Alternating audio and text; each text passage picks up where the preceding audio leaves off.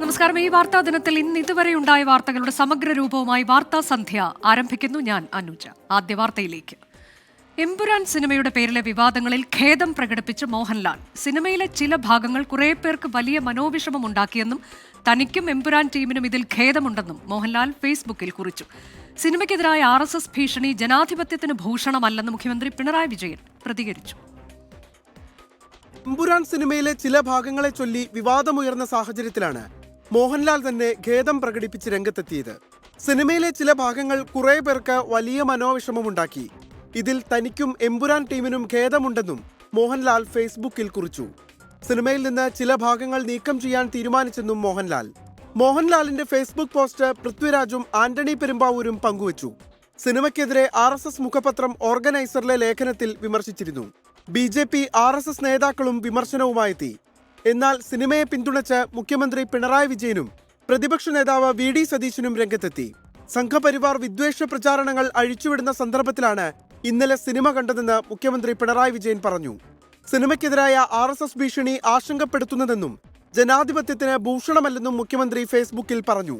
എമ്പുരാൻ കാണുമെന്ന് VD സതീശൻ ഫേസ്ബുക്കിൽ വ്യക്തമാക്കി. 24 കൊച്ചി. കേരളത്തിൽ മാസപ്പിറക്കാത്ത ഇസ്ലാം മതവിശ്വാസികൾ. സംസ്ഥാനത്ത് ചെറിയ പെരുന്നാൾ നാളെയാണോ എന്ന് അല്പസമയത്തിനകം അറിയാം. സമീർ ബിൻ കരീം വിശദാംശങ്ങളുമായി.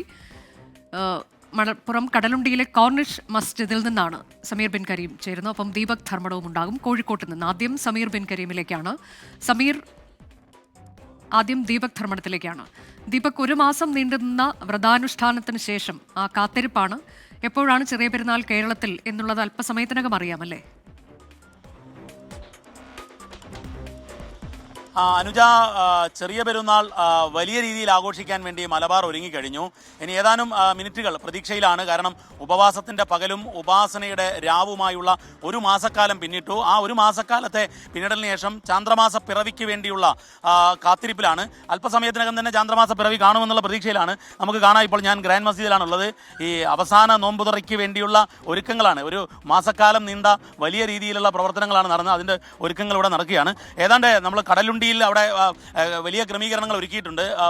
പള്ളിയിൽ അതുപോലെ തന്നെ വിവിധ കേന്ദ്രങ്ങളിൽ ഈ ചാന്ദ്രമാസ പിറവി കാണാൻ വേണ്ടിയുള്ള വിപുലമായ ഒരുക്കങ്ങളാണ്. നമുക്ക് അല്പസമയത്തിനകം നമ്മളോടൊപ്പം ഹക്കീം ഉസ്താദ് AP ഹക്കീം അസ്ഹരി നമ്മളോടൊപ്പം ചേരും. ഏതായാലും ചാന്ദ്രമാസ പിറവി കാണാൻ വേണ്ടി വ്രതാനുഷ്ഠാനത്തോടുകൂടി പെരുന്നാളിൻ്റെ ആഘോഷത്തിലേക്ക് കടക്കാനായി വലിയ രീതിയിൽ കാത്തിരിപ്പാണ് മലബാറിലെ മിക്കവാറും എല്ലാ കേന്ദ്രങ്ങളിലും. അനുജ, അതാണ് കോഴിക്കോട്ട് നിന്നുള്ള വിവരങ്ങൾ. സമീർ ബിൻ കരീമിലേക്ക് കൂടി പോകുന്നു. മലപ്പുറം കടലുണ്ടിയിലെ കോർണിഷ് മസ്ജിദിൽ നിന്നാണ് സമീർ ബിൻ കരീം തത്സമയ വിവരങ്ങളുമായി ചേരുന്നത്. സമീർ, നേരത്തെ പറഞ്ഞതുപോലെ ഒരു മാസം നീണ്ട കഠിന വ്രതാനുഷ്ഠാനത്തിന് ശേഷം മാസപ്പിറവിക്കായുള്ള കാത്തിരിപ്പ്, ആ ദർശനത്തിന് വേണ്ടിയുള്ള കാത്തിരിപ്പാണ്. അവിടെ എങ്ങനെയാണ്? തിരക്കുണ്ടോ? എപ്പോൾ നമുക്കൊരു പ്രഖ്യാപനം ഉണ്ടാകുമെന്ന് പ്രതീക്ഷിക്കാം? അനുജ, പെരുന്നാളിന് വേണ്ടിയുള്ള ഒരുക്കത്തിലാണ് വിശ്വാസികൾ. ഇന്നത്തോടു കൂടെ പെരുന്നാൾ നാളെയാകുമോ മറ്റന്നാളാകുമോ എന്നുള്ള കാര്യത്തിൽ ഒരു വ്യക്തത വരും. ഷവ്വാൽ മാസപ്പിറവി ഇന്ന് ദൃശ്യമാകും എന്നുള്ള പ്രതീക്ഷയിലാണ് വിശ്വാസികളൊക്കെ തന്നെ ഒരുമിച്ച് കൂടിയിരിക്കുന്നത്. ഞാനിപ്പോൾ നിൽക്കുന്നത് കടലുണ്ടി കോർണിഷ് മസ്ജിദിലാണ്. ഇവിടെ വിപുലമായ സംവിധാനങ്ങളാണ് ഈ മാസപ്പിറവിക്ക് വേണ്ടി തയ്യാറാക്കിയിരിക്കുന്നത്. ഇവിടെ നമുക്കൊരു ടെലസ്കോപ്പ് സംവിധാനം കാണാം. ഇതുവഴി വളരെ കൃത്യമായി തന്നെ വീക്ഷിക്കാനാകും. പക്ഷേ ഇതുവഴി വീക്ഷിച്ചു കഴിഞ്ഞാൽ മാത്രം നമുക്ക് പെരുന്നാൾ തീരുമാനിക്കാനാകില്ല. പക്ഷേ ഒരു സാധ്യതയുണ്ടോ എന്ന് പരിശോധിക്കാൻ വേണ്ടിയാണ് ഈ ഒരു ടെലിസ്കോപ്പ് ഇവിടെ തയ്യാറാക്കിയിരിക്കുന്നത്. നഗ്നനേത്രങ്ങൾ കൊണ്ട് കണ്ടാൽ മാത്രമേ അത് ഒരു തീരുമാനമാവുകയുള്ളൂ എന്നുള്ളതാണ്. ഇപ്പോൾ നമ്മോടൊപ്പം ചേരുകയാണ്. ഇന്ന് എത്രത്തോളം ഒരു സാധ്യതയുണ്ട് എന്ന് മാസപ്പിറവിക്ക്? ഇന്ന് 29 ആയതുകൊണ്ട് ഇസ്ലാമിക ദൃഷ്ട്യാ തന്നെ 29 മാസം നോക്കണം എന്നുള്ളത് ഒരു തിരുനബി ചര്യ കൂടിയാണ്. അപ്പോൾ സ്വാഭാവികമായിട്ടും സാധ്യത ഉണ്ടോ ഇല്ല എന്നതിലപ്പുറം മാസം കാണുക എന്നുള്ളൊരു സുന്നത്ത് ഉണ്ട്. പിന്നെ നഗ്നനേത്രം കൊണ്ട് നമ്മൾ മാസം കാണുകയാണെങ്കിൽ നോമ്പായിട്ട് കാളിമാർ ഉറപ്പിക്കും. പെരുന്നാളായിട്ട് കാളിമാർ ഉറപ്പിക്കും. അനുജ, ഏതായാലും 6:36 മുതൽ 7:35 വരെയുള്ള സമയത്താണ് ഈ മാസപ്പിറവി ദൃശ്യമാവാനുള്ള സമയം എന്നുള്ളതാണ്. അതിനിടയിൽ ഏത് സമയത്ത് മാസപ്പിറവി ദൃശ്യമായാലും ഉടൻ തന്നെ പെരുന്നാൾ ഈ കാളിമാർ പ്രഖ്യാപിക്കുകയും ചെയ്യും. ഈ കാപ്പാട്, പൊന്നാനി, ഒപ്പം തന്നെ ബേപ്പൂർ ഉൾപ്പെടെയുള്ള ഇടങ്ങളിലൊക്കെ തന്നെ ഈ കാളിമാർ വിവിധങ്ങളായിട്ടുള്ള ആളുകളെ നിർത്തിയിട്ടുണ്ട്. വിശ്വാസയോഗ്യമായ ഒരാളായിരിക്കണം എന്നുള്ള മാനദണ്ഡമൊക്കെ തന്നെ ഈ മാസപ്പിറവി വീക്ഷിക്കുന്ന കാര്യത്തിലുണ്ട്. അതുകൊണ്ട് തന്നെ വളരെ കൃത്യമായ നിർദ്ദേശങ്ങൾ നൽകിക്കൊണ്ട് കാളിമാർ എല്ലാ ഇടങ്ങളിലുമൊക്കെ തന്നെ ഈ ആളുകളെ നിർത്തിയിരിക്കുകയാണ്. അവർ കൃത്യമായി ഈ മാസപ്പിറവി ദൃശ്യമായി കഴിഞ്ഞാൽ ഉടൻ തന്നെ കാളിയെ വിവരം അറിയിക്കും. ഞാനിപ്പോൾ നിൽക്കുന്നത് കലൽവാരി തങ്ങൾ കാളിയായ പള്ളിയിലാണ്. അവർ ഉടൻ തന്നെ അതിനുശേഷം പ്രഖ്യാപനം വരികയും ചെയ്യും. പാണക്കാട് ഒപ്പം തന്നെ കോഴിക്കോട് വലിയ കാളിയുടെ ഓഫീസ് അങ്ങനെയുള്ള എല്ലാ ഇടങ്ങളിലുമൊക്കെ തന്നെ വിപുലമായ സംവിധാനം ഒരുക്കിയിരിക്കുകയാണ്. ഒന്നുകൂടെ വ്യക്തമാക്കി പറഞ്ഞാൽ 6:36 മുതൽ 7:35 വരെയുള്ള സമയത്തിനിടയിലാണ് ഈ മാസപ്പിറവി ദൃശ്യമാവുമെങ്കിൽ ദൃശ്യമാവുക എന്നുള്ളതാണ്. അനുജ, അതാണ് ശവ്വാൽ മാസപ്പിറവിക്കായുള്ള കാത്തിരിപ്പിലാണ് ഇസ്ലാം മത വിശ്വാസികൾ. മാസപ്പിറവി ദൃശ്യമായാൽ നാളെ ചെറിയ പെരുന്നാൾ, അതല്ല എന്നുണ്ടെങ്കിൽ റമദാൻ 30 പൂർത്തിയാക്കി ചൊവ്വാഴ്ചയാകും ചെറിയ പെരുന്നാൾ. ദീപക് ധർമ്മടവും സമീർ ബിൻ കരീമുമാണ് വിശദാംശങ്ങൾ നൽകിയത്. അതിനിടെ ചെറിയ പെരുന്നാൾ ആഘോഷിക്കുകയാണ് ഒമാൻ ഒഴികെയുള്ള ഗൾഫ് നാടുകൾ. റമദാൻ 29 പൂർത്തിയാക്കിയാണ് UAE ഉൾപ്പെടെയുള്ള ഗൾഫ് നാടുകൾ പെരുന്നാൾ ആഘോഷിച്ചത്. ഒമാനിൽ നാളെയാണ് പെരുന്നാൾ. നന്മയുടെയും വിശുദ്ധിയുടെയും ഒരു മാസത്തെ വ്രതത്തിനൊടുവിൽ വിശ്വാസികൾ ചെറിയ പെരുന്നാളിനെ മനസ്സ് നിറഞ്ഞ് സ്വീകരിച്ചിരിക്കുകയാണ്. UAE വിവിധ എമിറേറ്റുകളിലെ പള്ളികളിൽ നടന്ന ഈദ് നമസ്കാരങ്ങളിൽ UAE ഭരണാധികാരികൾ ഉൾപ്പെടെ പങ്കെടുത്തു. UAE ലോകമെമ്പാടുമുള്ള ജനങ്ങൾക്കും ഭരണാധികാരികൾ പെരുന്നാൾ ആശംസകൾ നേർന്നു. പ്രാദേശിക സമയം 6:30 പെരുന്നാൾ നമസ്കാരം ആരംഭിച്ചത്. UAE മലയാളികൾക്കായി 4 ഇടങ്ങളിൽ മലയാളത്തിൽ ഖുതുബയുള്ള ഈദ്ഗാഹുകൾ ഒരുക്കിയിരുന്നു.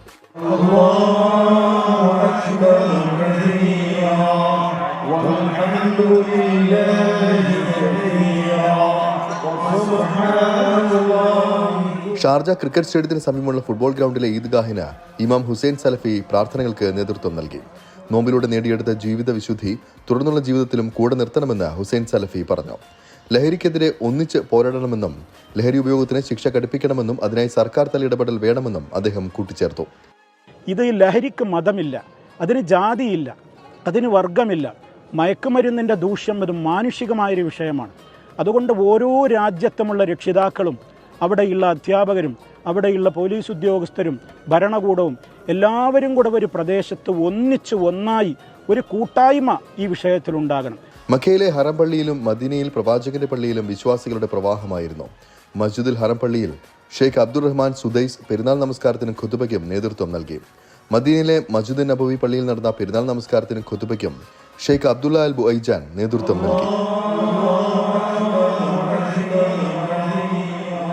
കുവൈറ്റിൽ പ്രാദേശിക സമയം രാവിലെ 5:56 പെരുന്നാൾ നമസ്കാരം നടന്നത്. രാജ്യത്തുടനീളം പള്ളികളിലും 57 ഈദ്ഗാഹുകളിലുമായി ലക്ഷക്കണക്കിന് വിശ്വാസികൾ നമസ്കാരത്തിൽ പങ്കെടുത്തു. ഖത്തറിലും പ്രാർത്ഥനകളിൽ ആയിരക്കണക്കിന് വിശ്വാസികളാണ് പങ്കെടുത്തത്. അതേസമയം ഒമാനിൽ റമദാൻ 30 പൂർത്തിയാക്കി നാളെയാണ് പെരുന്നാൾ ആഘോഷിക്കുക. വിവിധ ബ്യൂറോകൾക്കൊപ്പം അരുൺ പാറാട്ട്, 24 ദുബായ്. മറ്റൊരു വാർത്തയിലേക്ക്. ലഹരി വിപത്തിനെ സമൂഹം ഒറ്റക്കെട്ടായി നേരിടണമെന്ന് മുഖ്യമന്ത്രി പിണറായി വിജയൻ. അക്രമം പ്രോത്സാഹിപ്പിക്കുന്ന റീലുകൾ, സിനിമകൾ, സഭ്യേതര സംഭാഷണങ്ങൾ എന്നിവയിൽ നിന്ന് കുട്ടികളെ അകറ്റി നിർത്തണം. കുട്ടിയും രക്ഷിതാവും അധ്യാപകരും തമ്മിലുള്ള ബന്ധം കൂടുതൽ ദൃഢമാകണമെന്നും മുഖ്യമന്ത്രി ഓർമ്മിപ്പിച്ചു. പാഠ്യപദ്ധതി പരിഷ്കരിക്കണമെന്നും അധ്യാപകർക്ക് പരിശീലനം നൽകണമെന്നും മുഖ്യമന്ത്രി പറഞ്ഞു. ലഹരി വ്യാപനത്തെ ചെറുക്കാൻ വിവിധ മേഖലകളിലുള്ളവരുമായി നടത്തിയ യോഗത്തിലാണ് മുഖ്യമന്ത്രി നിലപാട് വ്യക്തമാക്കിയത്. കേരളത്തിലെ കുട്ടികളുടെയും യുവാക്കളുടെയും മാനസികാരോഗ്യം മെച്ചപ്പെടുത്തുക, അക്രമം, മയക്കുമരുന്ന് ഉപയോഗം തുടങ്ങിയ പ്രശ്നങ്ങൾ പ്രതിരോധിക്കുക, സുരക്ഷിതവും ആരോഗ്യകരവുമായ സാമൂഹിക അന്തരീക്ഷം സൃഷ്ടിക്കുക എന്നിവ ലക്ഷ്യം വെച്ചാണ് നിയമസഭാ ഹാളിൽ മുഖ്യമന്ത്രി യോഗം വിളിച്ചത്. വർദ്ധിച്ചു വരുന്ന ലഹരി ഉപയോഗം തടയാൻ സർക്കാർ നടപടി കൊണ്ട് മാത്രം കഴിയില്ല. ലഹരിയെ വേരോടെ അറുത്തുമാറ്റാൻ സാമൂഹിക ഇടപെടൽ വേണം. പ്രശ്നത്തെ കയ്യും കെട്ടി നിഷ്ക്രിയരായി നോക്കി നിൽക്കാൻ കഴിയില്ല. തെറ്റുകൾ തിരുത്തി നാശത്തിലേക്ക് തള്ളിവിടാതെ അവസാനത്തെ ആളെപ്പോലും രക്ഷിക്കണമെന്നും മുഖ്യമന്ത്രി പറഞ്ഞു. അവരെ നാശത്തിലേക്ക് തള്ളിവിടാതെ അവരിലെ അവസാനത്തെ ആളെപ്പോലും രക്ഷപ്പെടുത്തുക എന്ന ദൗത്യമാണ് നമുക്ക് ഏറ്റെടുക്കാനുള്ളത്. കുട്ടികൾ ലഹരിയിലേക്കും ആയുധങ്ങളിലേക്കും എത്തുന്ന സാഹചര്യം കണ്ടെത്തണം. മയക്കുമരുന്ന് മുതൽ അന്ധവിശ്വാസത്തിന്റെ ഓജോ ബോർഡുകൾ വരെ കുട്ടികളെ സ്വാധീനിക്കുന്നു. കുഞ്ഞു മനസ്സിൽ അന്യതാബോധമുണ്ടാകുന്നു.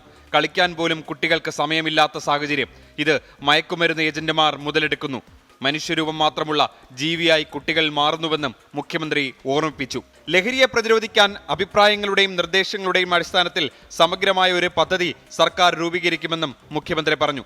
പുതിയ കാലത്തിനനുസരിച്ച് അധ്യാപനത്തിലും മാറ്റങ്ങൾ ആവശ്യമല്ലേ എന്ന് മുഖ്യമന്ത്രി ചോദിച്ചു. അധ്യാപകരിൽ ചിലര് പ്രാഥമികമായി മനഃശാസ്ത്ര കാര്യങ്ങൾ കൂടി കൈകാര്യം ചെയ്യുന്നവരായി മാറണ്ടേ? അതിനാവശ്യമായ പ്രത്യേക പരിശീലനം വേണ്ടിവരും. സമൂഹത്തിന്റെ വിവിധ മേഖലകളിലുള്ള നൂറുകണക്കിന് ആളുകൾ ലഹരിക്കെതിരായ യോഗത്തിൽ പങ്കെടുത്തു. യോഗത്തിൽ ഉയർന്നു വരുന്ന നിർദ്ദേശങ്ങളുടെ അടിസ്ഥാനത്തിൽ വിവിധ വകുപ്പുകളിലെ മന്ത്രിമാരുടെ കീഴിലായിരിക്കും സർക്കാർ ലഹരിക്കെതിരെ കർമ്മ പദ്ധതി തയ്യാറാക്കുക. 24 തിരുവനന്തപുരം. കൊച്ചിയിൽ വൻ ലഹരിവേട്ട. വിൽപ്പനയ്ക്കായി വീട്ടിൽ സൂക്ഷിച്ച 500 ഗ്രാം MDMA പിടികൂടി. പുതുക്കലവട്ടത്തെ വാടക വീട്ടിൽ നിന്ന് മുഹമ്മദ് നിഷാദാണ് MDMAയുമായി പിടിയിലായത്. ആലുവയിൽ 47 ഗ്രാം MDMAയുമായി പിടികൂടിയ ഷാജിയും മുഹമ്മദ് നിഷാദും ബിസിനസ് പങ്കാളികളാണ്. 2 വർഷമായി എറണാകുളം പുതുക്കലവട്ടത്ത് വാടകയ്ക്ക് താമസിക്കുകയാണ് പൊന്നാനി സ്വദേശിയായ മുഹമ്മദ് നിഷാദ്. ആലുവയിൽ മുഹമ്മദ് നിഷാദിന് വാട്ടർ സപ്ലൈ നടത്തുന്ന പ്ലാന്റ് ഉണ്ട്. ഇതിന്റെ പാർട്ണറായ ഷാജിയെ 47 ഗ്രാം MDMAയുമായി ഇന്നലെ രാത്രി പോലീസ് പിടികൂടിയിരുന്നു. ഇതിന്റെ അടിസ്ഥാനത്തിൽ ലഭിച്ച വിവരത്തെ തുടർന്ന് പുലർച്ചെ മുഹമ്മദ് നിഷാദിന്റെ വീട്ടിൽ നടത്തിയ പരിശോധനയിലാണ് 500 ഗ്രാം MDMA കണ്ടെത്തിയത്. പ്രതി പോലീസുമായി സഹകരിക്കുന്നില്ലെന്നും ചോദ്യം ചെയ്യലിനു ശേഷമേ കൂടുതൽ വിവരങ്ങൾ ലഭിക്കൂവെന്നും പോലീസ് വ്യക്തമാക്കി. വീട് സെർച്ച് ചെയ്ത് കഴിഞ്ഞപ്പോൾ നമുക്ക് 550 ഗ്രാം MDMA കിട്ടിയിട്ടുണ്ട്. കൊമേഴ്ഷ്യൽ ക്വാണ്ടിറ്റിയാണ്. അപ്പോൾ ഇയാൾക്ക് പ്ലാന്റ് ഉണ്ട്. അപ്പോൾ അതിൻ്റെ മറവിലാണ് ഇയാൾ ഈ MDMA ബിസിനസ് നടത്തുന്നത്. പ്രതി അന്വേഷണത്തോട് കൂടുതൽ സഹായിക്കുന്നില്ല. കൂടുതൽ അന്വേഷണം നടത്തി കഴിഞ്ഞപ്പോഴാണ് MDMAയുടെ സെയിലുണ്ടെന്ന് മനസ്സിലായി നമ്മൾ വീട് സെർച്ച് നടത്തി. 2008 മുതൽ MDMA ഉപയോഗിക്കുന്ന ആളാണ് മുഹമ്മദ് നിഷാദ് എന്ന് പോലീസ് പറഞ്ഞു. മരടിൽ 5 ഗ്രാം ഹെറോയിനും പിടികൂടി. ലഹരി ഉപയോഗം വ്യാപകമാകുന്ന സാഹചര്യത്തിൽ പരിശോധന കർശനമാക്കാനാണ് പോലീസിന്റെ തീരുമാനം. 24 കൊച്ചി. തിരികെ വാർത്താസന്ധ്യയിലേക്ക്. അക്രമത്തിനും ലഹരിക്കുമെതിരെ 24ന്റെ ജനകീയ പ്രതിരോധ യാത്ര തുടരുന്നു. ജനഹൃദയങ്ങൾ കീഴടക്കി SKN Fort. VPS Lakeshore presents SKN 40, presented by VPS Lakeshore, co-presented by Lulu Group India, Ujala Fabric Conditioner, co-powered by MyG Future, Xylem Learning App, Indian Institute of Commerce, Lakshya, celebrating partners, Joya Lucas, Jain Deemed to be University, Kochi, Crown Plaza, Kochi, VKC Dibon, Swayamvara Silks, NIMS, a unit of NI Educational Trust, MGM Educational Institutions, Medimix, Rich Max Finvest, Region Care, Benny's Royal Tours Private Limited, G-Tech Computer Education, Milma, New Rajasthan Marbles.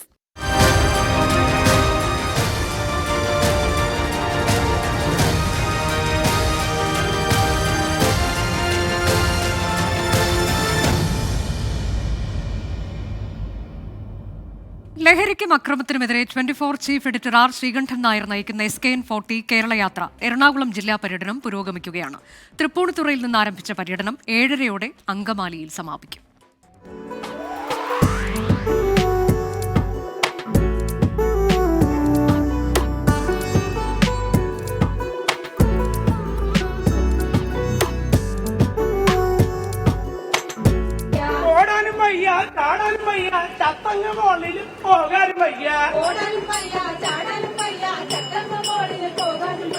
എന്താ കാര്യം ലഹരിക്കടിമപ്പെട്ടവരാരും തിരികെ വന്ന ചരിത്രവും കുറവാ.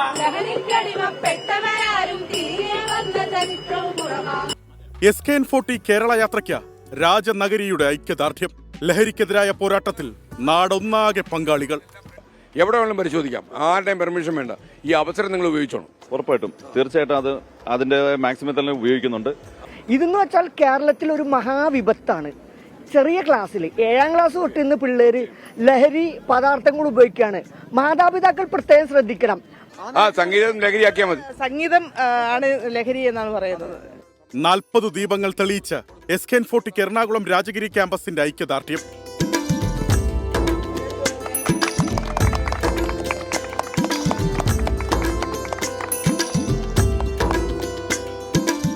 ലഹരിക്കെതിരെ online taxi drivers യൂണിയനും Tripunithura 20 rings കൂട്ടായ്മയും സംഘടിപ്പിച്ച വാഹനജാഥ 24 chief editor R. Sreekandan Nair flag off ചെയ്തു.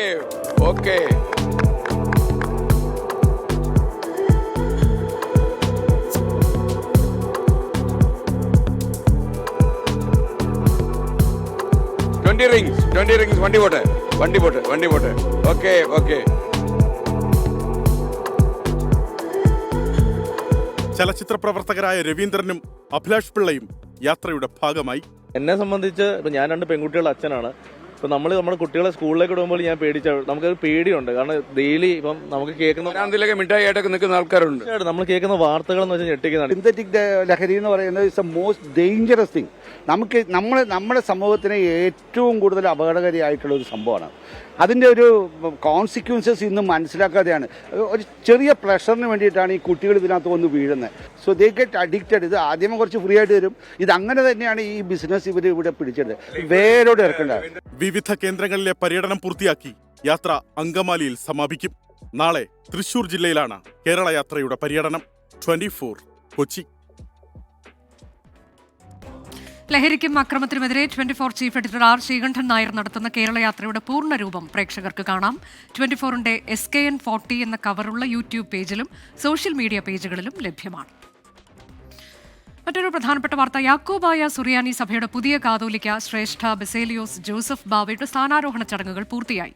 സഭാസ്ഥാനമായ പുത്തൻകുരിശ് പാത്രിയർക്ക സെന്ററിനോട് ചേർന്നുള്ള അത്തനേഷ്യസ് കത്തീഡ്രൽ പള്ളിയിലായിരുന്നു സ്ഥാനാരോഹണ ശുശ്രൂഷ.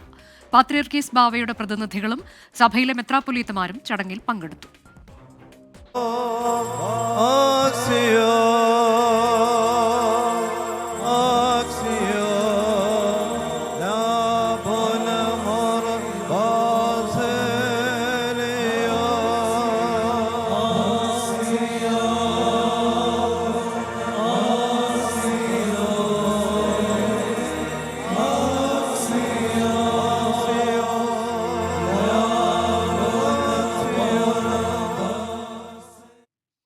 സ്ഥാനാരോഹണ ചടങ്ങിന് ശേഷം കാതോലിക്ക ബാവയെ അനുമോദിച്ചുള്ള പൊതുസമ്മേളനം തുടരുകയാണ്. വാഴിക്കൽ ചടങ്ങിന് ശേഷം ബെയ്റൂട്ടിൽ നിന്ന് ഇന്ന് ഉച്ച കഴിഞ്ഞ് നെടുമ്പാശ്ശേരി വിമാനത്താവളത്തിലെത്തിയ കാതോലിക്ക ബാവയെ സഭാ ഭാരവാഹികളും വിശ്വാസികളും ചേർന്ന് സ്വീകരിച്ചു.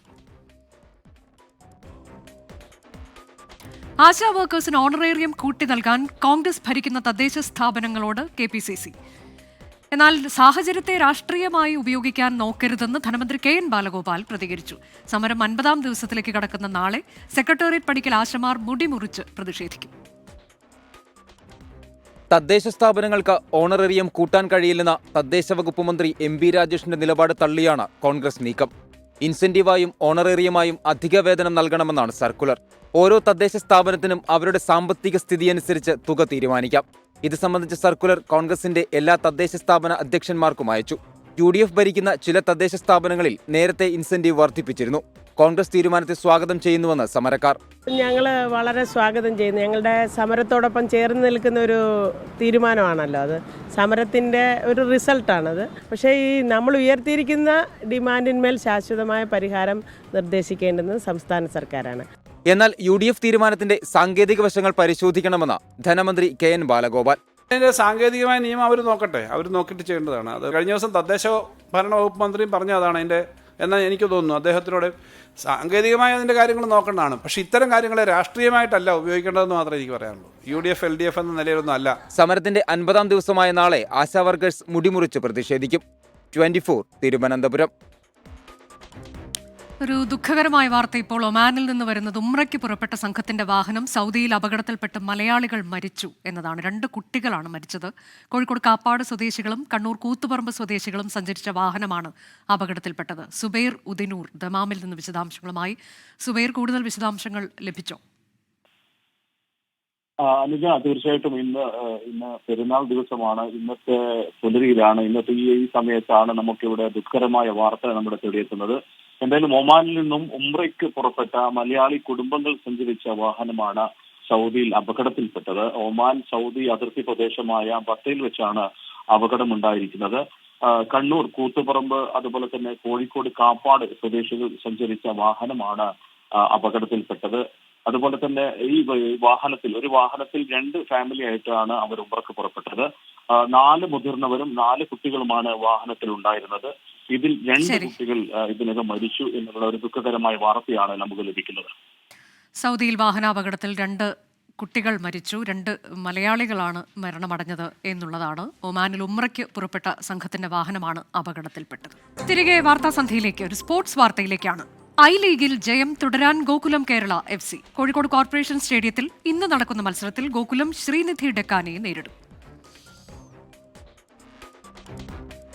അവസാന മത്സരത്തിൽ SC ബംഗളൂരുവിനെ തകർത്ത ആത്മവിശ്വാസവുമായാണ് മലബാറിയൻസ് സ്വന്തം തട്ടകത്തിലിറങ്ങുന്നത്. ശ്രീനിധി ഡെക്കാനാണ് എതിരാളികൾ. സീസണിൽ 2 മത്സരം മാത്രം അവശേഷിക്കെ ഇന്നത്തെ ജയം ഗോകുലത്തിന് നിർണായകമാണ്. വിദേശ താരം താബിസോ ബ്രൗണിന്റെ മികച്ച ഫോമിലാണ് പ്രതീക്ഷ. നിലവിൽ 10 ജയവും 4 സമനിലയും ഉൾപ്പെടെ പോയിന്റ് പട്ടികയിൽ 4ാം സ്ഥാനത്താണ് ഗോകുലം കേരള FC. രാത്രി 7-ന് കോഴിക്കോട് കോർപ്പറേഷൻ സ്റ്റേഡിയത്തിലാണ് മത്സരം. 24 കോഴിക്കോട്. ഇപ്പോഴത്തെ കാലാവസ്ഥ റിപ്പോർട്ട്. ഇപ്പോഴത്തെ കാലാവസ്ഥ സമർപ്പിക്കുന്നത് Berger paints 100 years of trust.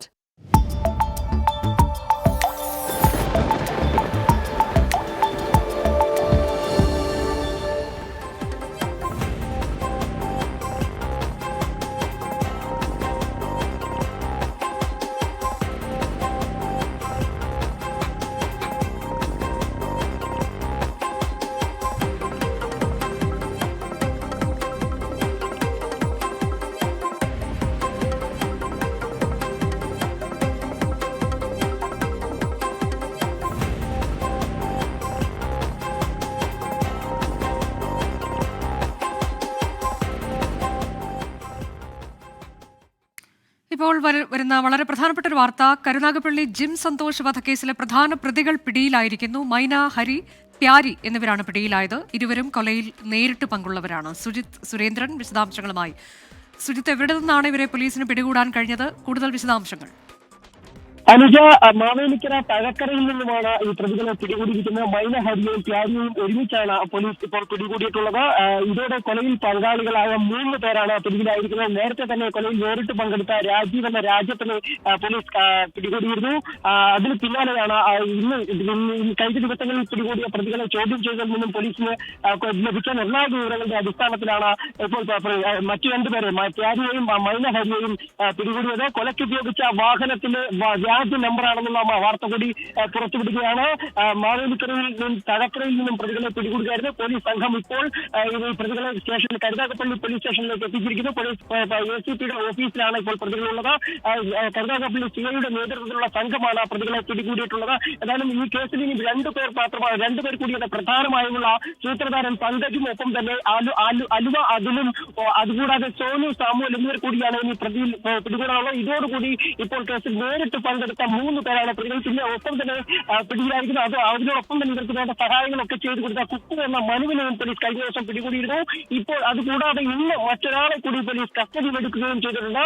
Ayyappan എന്ന ആളെ പോലീസ് കസ്റ്റഡിയിലെടുത്ത് കൂടുതലായി ചോദ്യം ചെയ്തു വരികയാണ്. ഇപ്പോൾ ഏതായാലും ഇപ്പോൾ 3 പേർ കൊലയിൽ നേരിട്ട് പങ്കെടുത്ത 3 പേരും പിടിയിലായിരിക്കുന്നു എന്നുള്ളതാണ് ഏറ്റവും പ്രധാന വാർത്ത, ഏറ്റവും ഒടുവിൽ വരുന്ന വാർത്തകൾ. അനുജ, കരുനാഗപ്പള്ളി ജിം സന്തോഷ് വധക്കേസിലെ പ്രധാന പ്രതികൾ 2 പേർ കൂടി പിടിയിലായിരിക്കുന്നു. മൈന, ഹരി, പ്യാരി എന്നിവർ മാവേലിക്കര തഴക്കരയിൽ നിന്ന് പിടിയിലായിരിക്കുകയാണ്.